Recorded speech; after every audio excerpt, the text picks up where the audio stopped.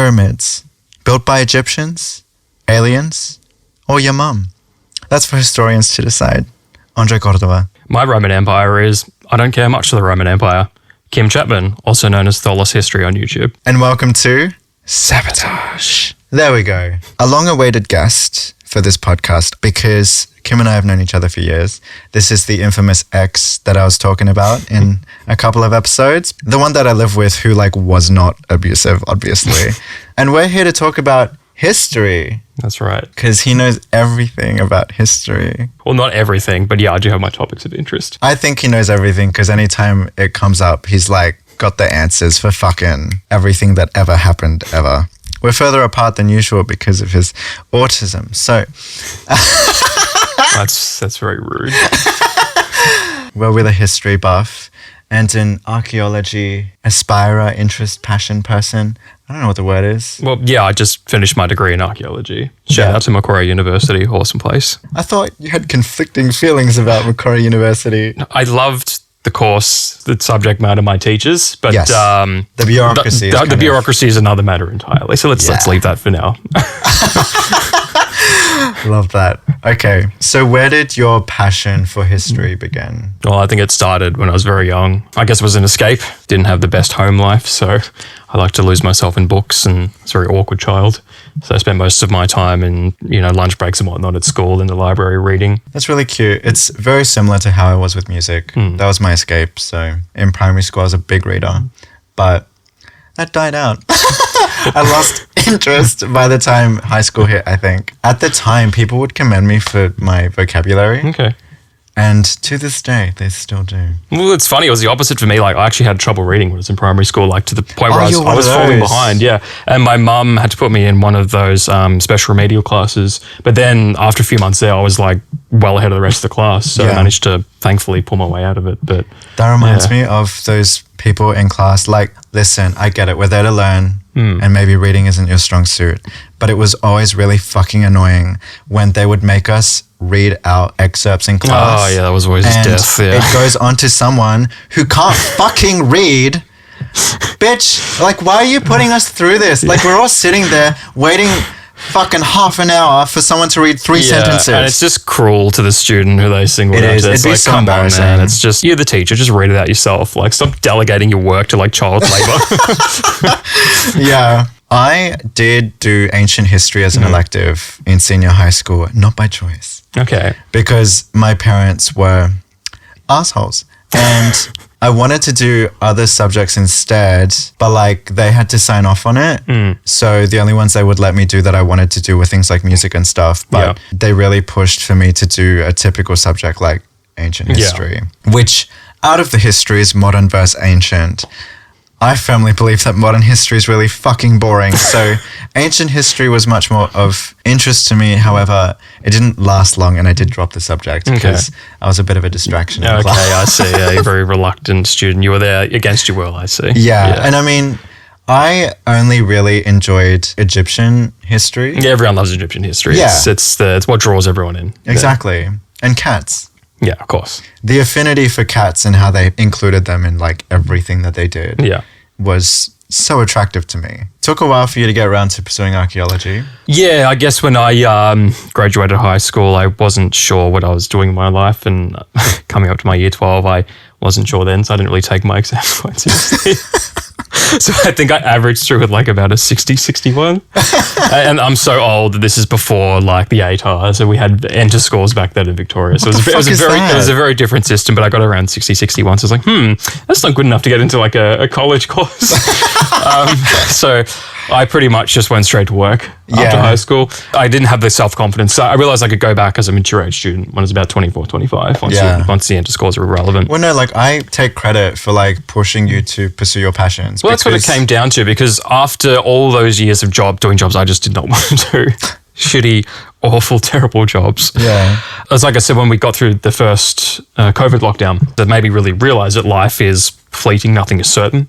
The world can change in an instant. Yeah. So I should really spend my life doing what I want to do, pursue what I want to do. And that's what really gave me the drive to go back to university. It's not like I'd been telling you that for our entire relationship prior, especially for something like this, which, look, I respect history and everything, like the concept of it, the subject matter of it, by extension, archaeology and stuff. But for me, as a creative, I just find that stuff so boring.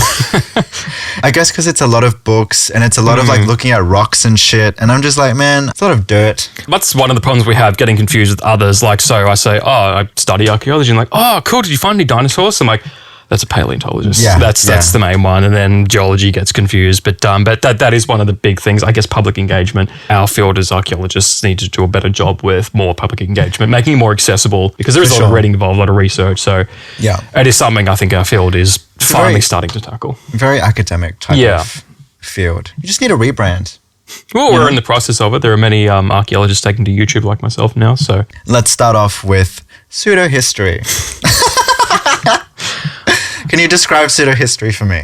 So I guess you could say pseudo-history or pseudo-archaeology is just like pseudoscience, basically. It's theories, I'd say more so hypotheses, because theories actually have evidence to back them up. Yeah. Fair to the general public that the narrative of history that they've learned isn't correct, and that everything they've been told is a lie, and that the things about the past were far more fantastical and unrealistic than what they actually were in real life. Yeah. Speaking of which, when people act like, oh, I was born in the wrong decade, like the wrong era. Like, man, things were so good back in the day. Yeah, if you're a white man, like people love to gloss over the fact that every minority was fucking suffering. Yeah. Even if you look at it, say from my perspective as a musician, yes, there are elements of the industry that were easier to get into back in the day. However, labels had a chokehold on all of these artists and were taking advantage even more so than they are now. And like those artists were not paid anything. Any black artists had their music stolen from them.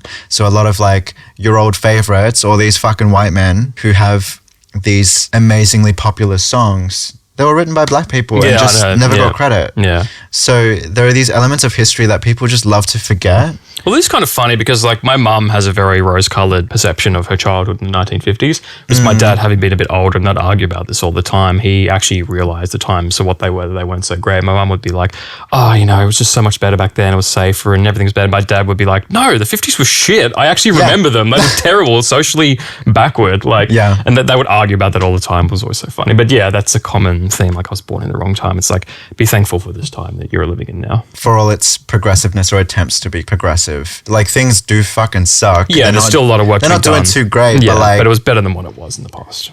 In some ways, There's going to be pros and cons to any era. And I can't help but think like serial killers were running rampant back then.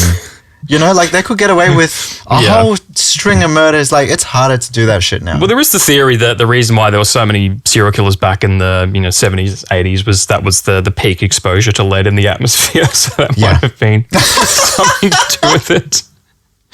It's lead poisoning, guys. It's lead poisoning reaching its peak. Yeah. Depending on the victims, they didn't care about pursuing these murderers. Actually, before we delve more into pseudo-history, just because we're on this topic, queer history, you know, they didn't give a fuck when gay men were being murdered. Yeah, that's right. Yeah. When queer women and trans people were being murdered. I mean, they still don't now, but they're less likely to get away with it versus back then. Further evidenced by things like the AIDS crisis and stuff. Yeah, of course, yeah.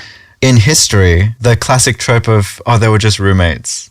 Whether romances did or didn't exist, they're like, oh, there were no gay people back then. It's like, bro, no, they just... The topic of, I guess, same-sex relationships throughout history is a very contentious one, mostly because, especially in ancient history, the sources aren't always there sometimes. Yeah. They might be contradictory. A lot of the times they talked about sex and intimacy in the ancient world, they were using more kind of flowery language. It was very rare that they would talk directly about the act itself, so it can be difficult to interpret. So it's a very contentious topic in like modern interpretation. They didn't write smut about their love life, therefore they were just friends. Like, are you serious? Although bitch? I do have to say that there was a pharaoh in ancient Egypt whose harem specifically had a person listed as the mistress of the whips.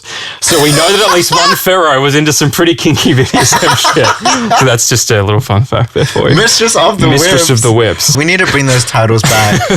I would love if when people introduce themselves, they say their name and then they're like, you know, Mistress of the Whips. Like, that's ace. I love that. Part of the contention would be due to biased interpretation of any given work. Like if you have people who, especially when it's like a lot of oldies love studying this stuff, if they do not have any kind of progressive mindset, if they do not have any kind of like worldview outside of their own identity, then they're not going to view the flowery language or like what could be perceived as romantic.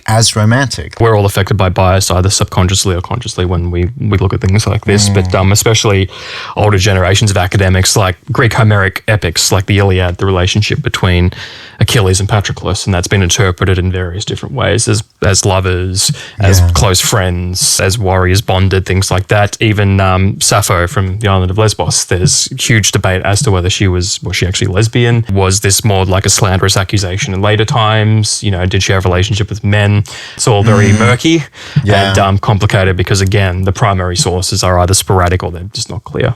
That's true. I would like to believe, and I think more people should feel this way, where it's a matter of like, we've always existed, so surely that's just as likely as anything else. Of course. I mean, there's obviously been, you know, same-sex relationships and activities throughout the whole of, as long as humans have been humans. It was also more normalized back then. Yeah, that's the thing. It's like, it wasn't until this heteronormative, conservative, religious bullshit that took over and rewrote what it meant to be gay, to be attracted to the same sex, all this stuff. Because prior to that, no one had an issue with it. It was like the Greeks and I'm assuming the Romans and all that shit. Well, it's like, you know what I mean? Yeah, it's interesting because with the Greeks and the Romans, especially with the Greeks, they obviously didn't have terms like homosexuality, but they also didn't have terms like heterosexuality. They weren't concepts to them. Who was the active partner and who was the passive partner? Yeah. I'll leave that to your imagination as to what that means. People got to remember that in ancient Greece, it wasn't a united country. These were independent city-states. Yeah. And they all had their own different customs towards this and other things specifically, and it changed throughout times. Mostly the focus was on the active partner. There was no recrimination towards them, but at times and in different places, the passive partner, which is where the stigma was surrounded. Yeah. So basically that, you know, the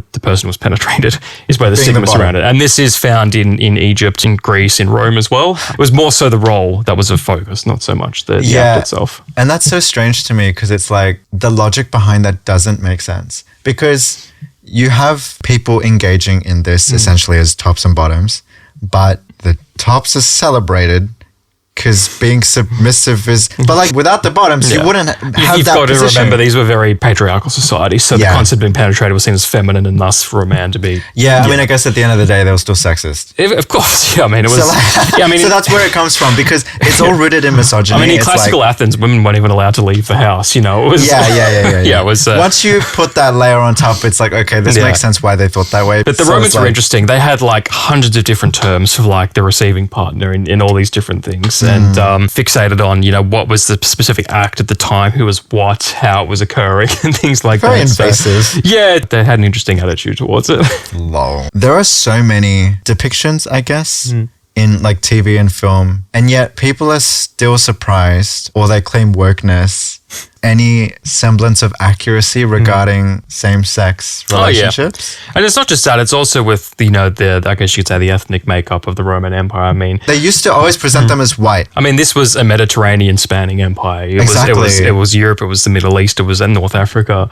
It was a very diverse place. I mean, they were drawing in people from everywhere. So the controversy surrounding, you know, oh, we've got a black actor playing this person in the Roman Empire. And it's like, that's not out of character. We have archaeological evidence of sub-Saharan Africans in Roman Britain. Like the world wasn't as sectioned off and cloistered as, you know, some of these weirdos on the right think it was back then. Yeah. It's giving they really believe that Jesus was white. The blood white Jesus, that's my favorite. With pseudo-history, what comes to mind for me are these conspiracy theories that people come up with to answer the unanswered questions of how was this created? Yeah. Right? They just say, oh, aliens made that. It's also, okay, the same way that what we just discussed was like rooted in misogyny regarding same-sex relationships. What we're getting into now, I'm going to tell you straight up, is rooted in racism. I cannot stand when people try to act like the Nazca Lions or Machu Picchu, like things that my ancestors fucking created was made by aliens. They like disregard the notion that people of color can create anything on their own, that they could have invented anything on their own because, oh no, white people made it first and that didn't happen till later. So, you know, like it had to be aliens.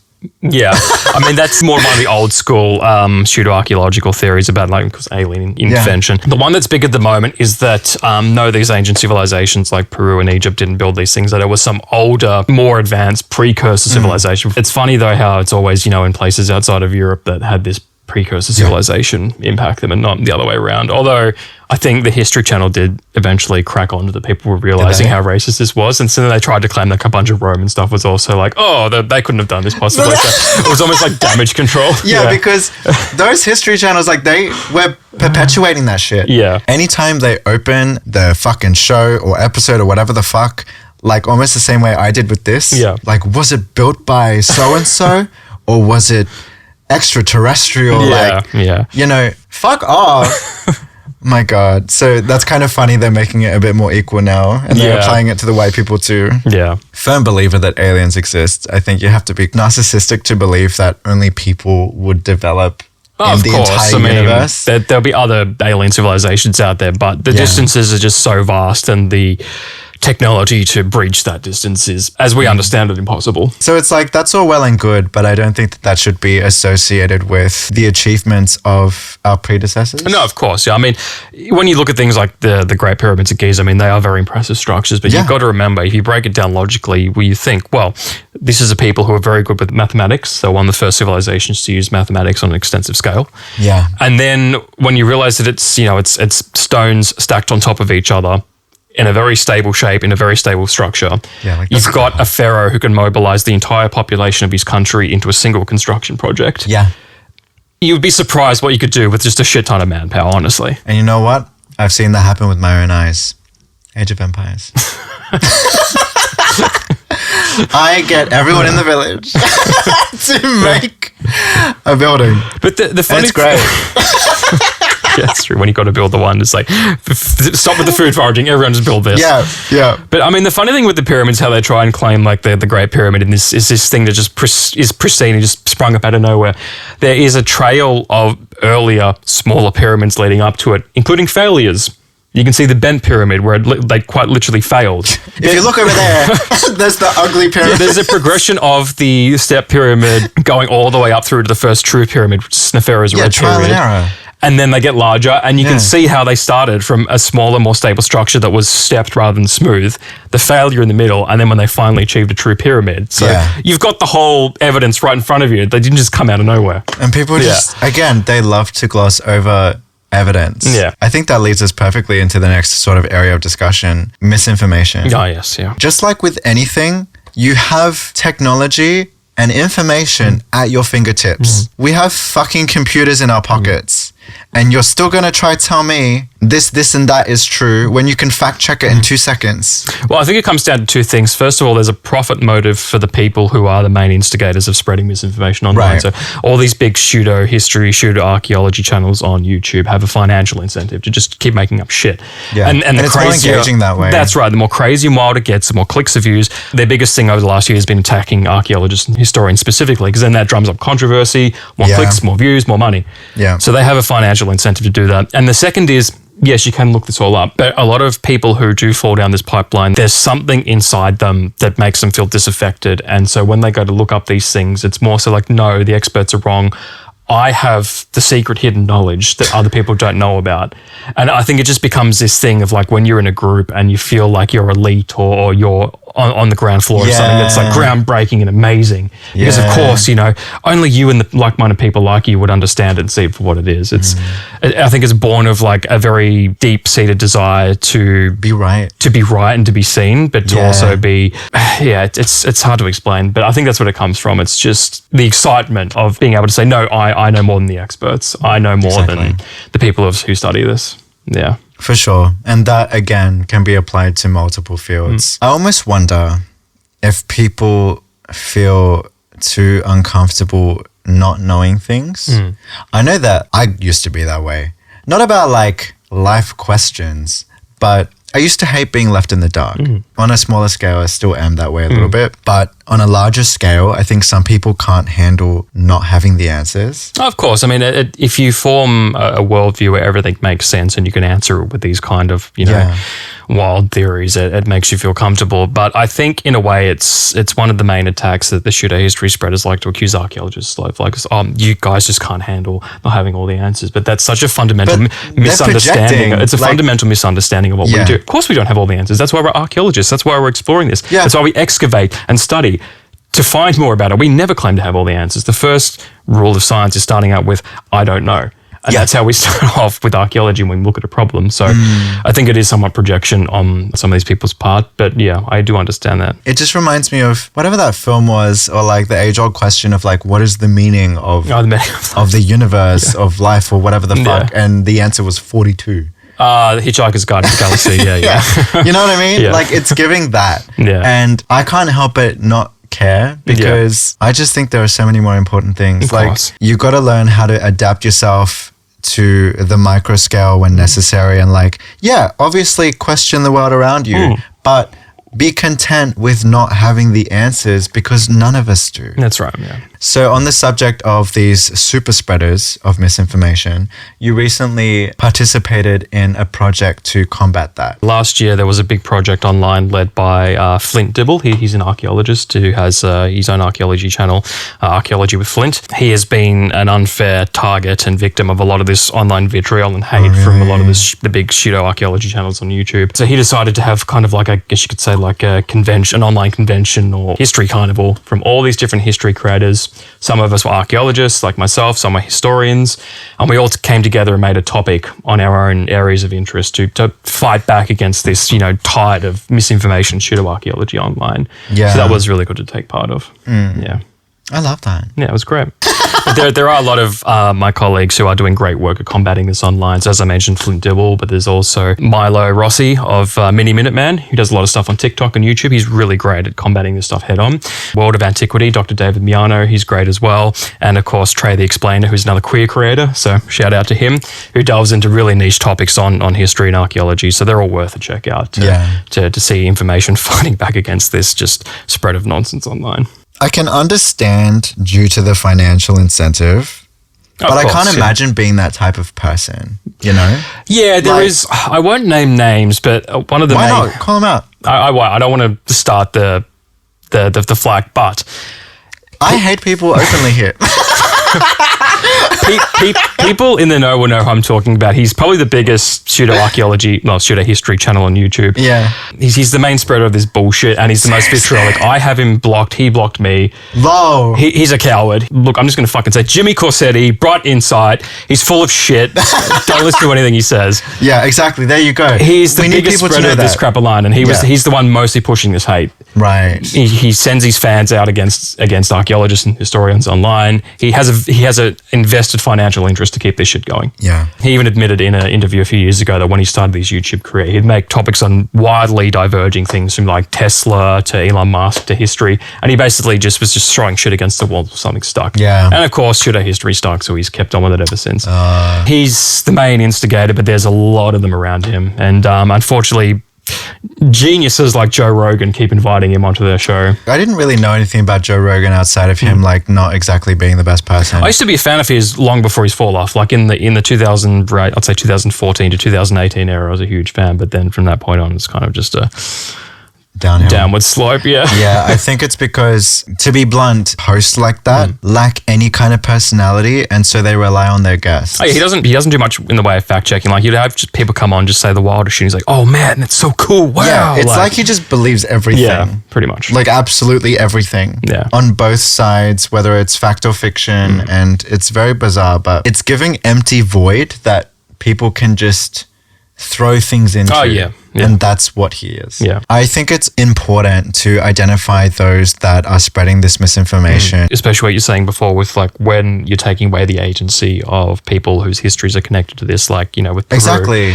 Yeah. That's a problem when you're trying to attribute that they weren't able to achieve things like that. But when it comes to other things like more fantastical topics like, Atlantis or whatnot, it's like, I don't care if you believe in Atlantis. Go and look for it. All the more power to you. Like, exactly. I don't care if you thought that, maybe the Egyptians had like laser to to cut the stones of the pyramids or something like that, that's fine. At least you acknowledge that they did it. Yeah, believe what you may, but it's when you start getting vitriolic, when you start attacking my colleagues, archaeologists and historians, that are the ones whose work and research that we owe our understanding of the ancient world to. When you send your legions of fans after them, which affect them in real life, trying to get them fired and things like that, that's not okay. It's disgusting. And that's when we'll fight back. So knock it off. There's an increasing prevalence towards disdain towards specialized knowledge, and I don't understand where it comes from, and it's really concerning. I mean, it's like the quote that I think it was Isaac Asimov that said that people nowadays are trying to say that my ignorance is as good as your knowledge. Yeah. Yeah.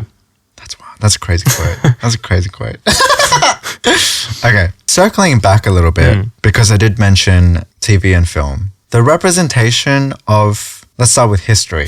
Because it's so funny whenever we've watched stuff, like a movie or whatever, and you get so mad because it's such a false depiction of like historical accuracy. It usually comes down to the actual like image of what's being presented on screen, like the clothing, the buildings, and things like that. It's always. Well, I used to be a historical reenactor, and us reenactors had a term that we called Holly Weird. For these bizarre depictions of, especially like the dress in the ancient world, and the leather braces, my biggest gripe. Like, people didn't wear leather braces back then. It wasn't a thing. And it was a complete stripping of color out of everything. They depict ancient Greece and Rome as like white marble, dull grey. It's like, no, it was like Mardi Gras on crack. Like, the ancients loved color. The temples, the buildings, everything was brightly colored. The statues were painted in bright, garish colors. Yeah. People's clothing itself was colorful. If you look at old Hollywood films of the 1950s, like the big sword and sandal epics like Cleopatra and Ben-Hur and all that, they were actually more close to historical accuracy in their depictions of the ancient world back then, because they included color. Yes. And it's only after that period, from, I don't know, maybe like the 1980s onwards, they with dulled it depictions, down. it's all just grey and dull and just weird and wrong. No, I can definitely appreciate that, because I'm trying to think of what the equivalent is for me, where I'm watching something and I'm too bothered by the inaccuracies. Yeah. I know there's something and I just can't remember what it is, but whatever. Similarly, regarding archaeology, right? I think of things like Tomb Raider and Indiana Jones. Yeah, of course. Let me just say, Lara Croft is this rich white girl who goes around playing in tombs, and she's breaking everything. I mean, yeah, basically she's just an artifact hunter. She's just a treasure hunter. Yeah. And then with Indiana Jones, like, how would you say, the handling of these artifacts and stuff? He's supposed to be head of archaeology at some American university, and I mean, again, he seems to be mostly a treasure hunter, an artifact hunter. Exactly. But I mean, at the same time, he is kind of like a really cool figure, and like it's very rare that a field can have like such an iconic fictional character, which everyone associates with their field. So I have very mixed feelings about Indiana Jones, but I know you went and saw the latest film, which was pretty fucking rad. you can tell it wasn't Spielberg who directed that. And again, touching back on the depictions, like, everyone who's seen it will know what I'm talking about. That bit at the end is like, what the hell? That was just, everything was wrong. Yeah. I do approve of the punching Nazis, though. That's great. Love that. We support that. Yes. I am only a fan of Lara Croft in the video games. Yeah. Yeah. I mean, obviously that's what it mostly consists of with Tomb Raider. That being said, because, as you know, Japanese history is another focus of mine. Yeah. It was the first of the new games, wasn't it, where there was focus. Oh, no, that actually, yeah. Oh my God. I remember hated that so much. It was very inaccurate. I think it was just how inaccurate and how loose it played with Japanese mythology, culture, and history. It was just insulting. Yamatai wasn't a goddamn island. It was a kingdom in the central region of ancient Japan, around the area of Nara. It wasn't an island. Yeah. Queen Himiko was a shaman queen, probably the earliest leader of a unified Japan, but she wasn't a literal magical figure, ruling this magical island off the coast of Japan. And this is a person who existed in, around the 100 to 200 AD. They were showing samurai armor from like the 1600s and 1800s in the game. It's just, everything was off. It's like they did no research. They just throw all these random Japanese looking assets into a game and just call it a day. It's like, come on, you need to do I'm better. surprised they didn't throw Godzilla in there. Yeah, they might as well. At that point, they might as well. Just throwing Godzilla in there. Maybe Astro Boy as well. I don't know. Just whatever you got, just chuck it in there. Yeah, I totally see that. And even reflecting on it, I'm like, there are definitely major inconsistencies in just the the vibe felt off with that first game. And with Assassin's Creed, it may as well just be science fiction with a slight historical flavoring at this point, because it's just, fighting a magical pope and an ancient predecessor civilization. And listen, there's room for fictional or like creative liberties, right? Yeah. There's room to play with it. Of course there is, yeah. But I think there still needs to be a baseline of keeping accuracy within these games, because like otherwise people just walk away thinking that that's what happened. Just please, no more weird leather braces. You recently went to Greece. Yes. How was that? It was amazing. My whole life I wanted to go. It was a dream come true. I took part in a archaeological survey in Greece in June and July last year. It's a project that's been going on for years now around the sanctuary of Hera. So we were investigating the ancient towns which serviced and supported this ancient sanctuary complex to Hera in the archaic and classical eras. So that was really amazing to take part in. Wow. Yeah. That's cute. Found lots of cool artifacts. The modern area around the sanctuary and the ancient towns are now all olive groves. Yeah. And so farmers have these olive groves and they come through and they plough them every year. And what happens is when they plough the soil underneath, which is where the actual archaeological layers are, they're bringing all these artifacts up to the surface. Yeah. And so that's how we're finding them. Yeah. How's being in the sun, like, you know, I mean, especially with your complexion looking like Casper the fucking Ghost. Well... We were there in summer. Greek summer is very hot, but they don't have the thinning of the ozone layer there. Really? So the UV index is much lower than Australia. So I was actually able to stay out in the sun much. I got a tan for the first time in my life. I didn't just burn, go red, peel, and go back to being pasty. That's crazy. So yeah, Greece is very mountainous. It's very hilly. So we're traipsing up and down olive groves all day in the blaring heat. So we'd usually stop around 2, 3 p.m. because it's just too hot. I know that this is something you'll be experiencing more in future. So it's okay if you don't necessarily have the answers now. But what would that experience be like? How long is a dig? What's the realities of doing this kind of thing? So what we were doing is the survey. Survey always precedes an excavation, basically identifying areas to actually excavate. Yeah. And there's a whole process. The director of this project at my university, this was the third year of the survey, to essentially build the case for making an excavation in the area. Oh. And excavations can vary depending on, how big is the site, how much funding can you secure, and how long basically does the government of the country you're excavating and give you a permit for. So there's all these varying factors for. Some excavations can be short as a year. Some excavations can go on for decades. Yeah, it does seem like a bit of a life project. Yeah, some areas are life projects. Some archaeologists will stay on one project for their entire career. That's crazy. Yeah, I know. No, but I respect it. I love that. See, I gotta say, like, for someone who has zero interest in history and archaeology, you make it interesting. Yes, you made it clear. Well, thank you. I'm glad I can make it somewhat interesting. No, that's what I mean. Like, there's something about a white man talking about this stuff. You know what I mean? Like, you'll get engaged with that. I know you fucking do, because that's why they believe the pseudo-history stuff. I don't mean to come off to sound elitist when I'm saying that people who don't have a background in archaeology or don't have university degrees, they don't know what they're talking about, or they shouldn't be involved in that. That's not the case at all.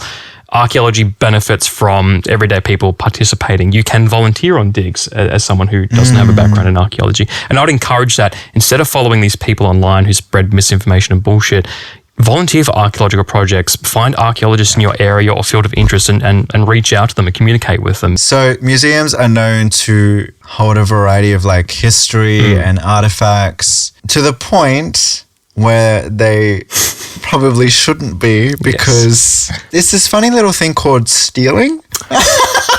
Collections can be problematic. I do have to say that a lot of museums recently, especially, I have to pay credit to France and Germany, have done a lot of great work with restitution in recent years, returning things that they've identified as being stolen to their rightful owners, rightful countries.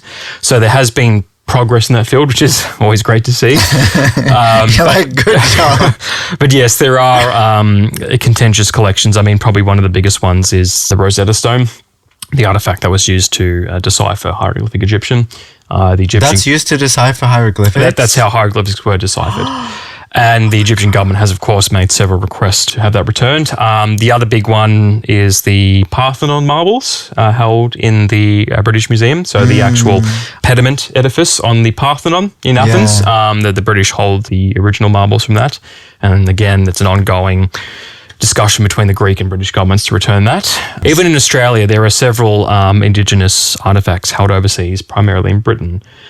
which we have requested the return of, mostly fallen on deaf ears. I think I just saw something about like the skull of an Indigenous man being returned. Yes, during the colonial era in Australia, a lot of Indigenous, both bodily remains and artefacts were taken overseas, primarily to Britain. That breaks my heart, honestly. Like deep in me, I feel this connection to some sense of spirit regarding that kind of thing. It feels very disrespectful to be taking that away from a culture. Absolutely. Like, bro, the fuck do you need it for? Give it back. Like, my God. Although on our end as well, there was an interesting case a few years ago, or I think it was more recently. So Japan has its own indigenous population called the Ainu, who are in the northern island of Hokkaido in northern Japan, who also suffered colonialism at the hands of the Japanese Empire. And somehow a bunch of Ainu artifacts made their way to Australia. Prior to the Second World War, they were sent here to be studied. Yeah. And because then, I think they were going to send them back sometime in the 1930s, but then the Second World War happened. Yeah. And so we ended up fighting the Japanese Empire. And, that's awkward. And they kind of remained in the possession of Australia for quite a while. And it was only recently that these artifacts were finally returned to Japan, to the Ainu. So there's still a lot of these kind of unresolved historical conflicts, hangovers with items that are in places that shouldn't be, waiting to be restituted and returned. Stuff like that I can understand. It is very awkward. It is awkward. It's like, by the way, we've got your stuff, but we were just fighting you in a war. I mean, you can be like Germany and France and admit to your mistakes and actively go to restitute things, or you can just be like the British and dig your heels in and just refuse to. That behavior is disgusting to me. God, show some respect. To return the artifacts, finders keepers,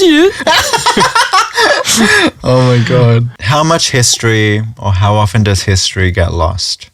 Because the example that I think of that pisses me off to no end, to the point where I included her in a fucking song, in a rap track that I wrote, is when we watched Agora. The film was called Agora. Yeah. And that upset me. I'm pretty sure that's when I wrote I'll See You There. Yeah, Hypatia of Alexandria. Yeah, because, and in the second verse, I acknowledge Hypatia. They did her dirty. I hated that. And not only that, but the way that religion destroyed history. Yeah, the early Christian church did like to deface a lot of pre-Christian, pagan, Greco-Roman history. God forbid that a woman's like, hey, maybe the earth isn't the center of the universe.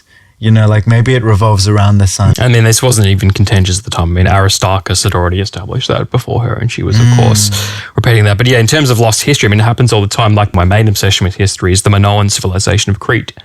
And that was a civilization that was lost to us until the late 1800s, early 1900s, when Arthur Evans started excavating at Knossos on Crete. This is a very culturally, and I guess you could say technologically advanced civilization on the island of Crete. People say it was the first civilization in Europe, first urban civilization. Lost after the Bronze Age collapse up until the 19th, early 20th centuries, we rediscovered them. So, 3,000-4,000 years later. Yeah. Other civilizations in the Middle East have come to light in recent years, early 2000s, early 2010s. So history does get lost a lot. Entire civilizations have vanished only to be rediscovered in more modern times. And not just lost, like intentionally destroyed. Intentionally as well. There's a lot of, one of the most famous cases was in Afghanistan in the early 2000s when the giant Buddha statues were destroyed by the Taliban. I guess the other one would be the Cultural Revolution in China during the 1970s, where under Mao Zedong they wanted to destroy all the evils of the old, so destroyed a lot of ancient Chinese history and to do away with the past and start anew. And in Cambodia, Pol Pot in the year zero. So there's, even in the modern world, plenty of examples of that happening. For sure. I mean, I feel like it's almost happening right now in the US. Yeah, I mean, Trump is erasing, because of their anti-DEI initiative, they're literally erasing World War II heroes from government sources because they see it as DEI or woke. And it's just, they're doing what they accused the left of doing for so long. They're rewriting history. They've become a ministry of truth from 1984. If someone is trying to push you a specific historical narrative, if that narrative is aiming to make you angry, that's a red flag to start questioning it. Recognize the signs. I mean, my recommendation, trusted sources. Yeah. You can tell who is passionate about it and who's doing it for fucking views, mate. Yeah. Like, discerning media literacy is so important, especially for things like this. Is there anything else you want to add to this topic of history/archaeology that we've been discussing today? Yeah, reach out to archaeologists, support archaeology. Yeah, read more books. So where can people find you? So I'm on YouTube. My username is Tholos History.